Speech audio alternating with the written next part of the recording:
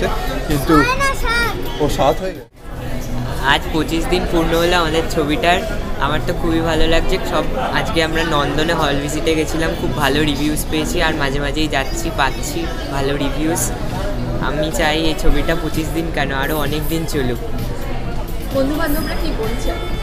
বন্ধুবান্ধবরা তো এখন আমাদের স্কুলে গরমের ছুটি চলছে, যারা দেখছে সবাই ফোন করে বলছে খুব ভালো হয়েছে, খুব ভালো হয়েছে। দাবা খেলায় কতটা পারদর্শী হলো?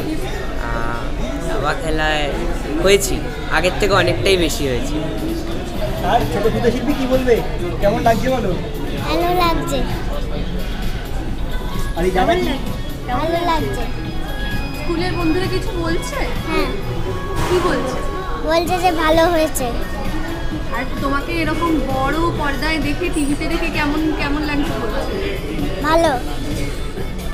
কথা বলতে চাই যে এই ছবিটার ক্ষেত্রে যত দিন যাচ্ছে মানুষ আরও বেশি হলে আসছে, এবং দর্শকদের আশীর্বাদ যদি এইভাবে চলতে থাকে, আশা করছি শুধু 25 দিন না, আরও অনেক দিন এই ছবিটা হলে থাকবে। এবং এই ছবিটা নিয়ে এত মানুষের উচ্ছ্বাস এবং এত মানুষ আমাকে ফোন করেছে, শুধুমাত্র কলকাতা না, মানে দেশের শহরের বাইরে থেকেও প্রচুর, ব্যাঙ্গালোর, হায়দ্রাবাদ, সব জায়গা থেকে আমি ফোন পেয়েছি, এবং দেশের বাইরেও এই ছবিটা রিলিজ হয়েছে। তো সব জায়গা থেকে I have got very much good reviews about the film. তো আশা করি যেভাবে এই ছবিটার ক্ষেত্রে দেখেছি যে যত দিন যাচ্ছে তত বেশি দর্শকরা এই ছবিটার সাথে জুড়ছে। তো আশা করছি শুধু 25 দিন না, আরও অনেক দিন এই ছবিটা হলে চলবে।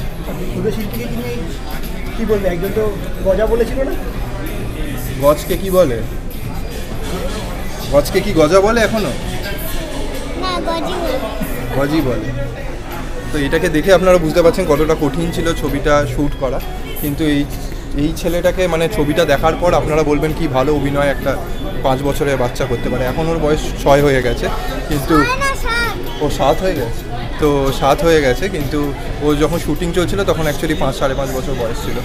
তো ওই যাই হোক, তো আর এটার সাথে আপনাদের ছোট পোস্ত, সে এখন এতটা বড় হয়ে গেছে, সেও দুর্দর্শ অভিনয় করেছে। এবং এটা ছাড়াও ছবিতে খুব সারপ্রাইজিং এলিমেন্ট আছে, যেমন টিটোদা অনেক দিন পর এরকম একটা চরিত্র পেয়েছে, যে চরিত্রটা everybody is praising the character, যেখানে চিরঞ্জিত দা আছে, যেখানে ঋতুদি আছে, যেখানে শঙ্কর দা আছে, বিশ্বনাথ দা আছে, কৌশিক দা আছে। তো everybody did there job so well. একটা পুরো 2 ঘন্টা 10 মিনিটের একটা ছবি আপনাদের দেখলে মনে হবে যে কাকে ছেড়ে কাকে দেখবো। সঙ্গশ্রী আছে, বিশ্বনাথ দা আছে, খরাজ দা আছে, যাদের নাম আমি নিতে ভুলে গেছিলাম।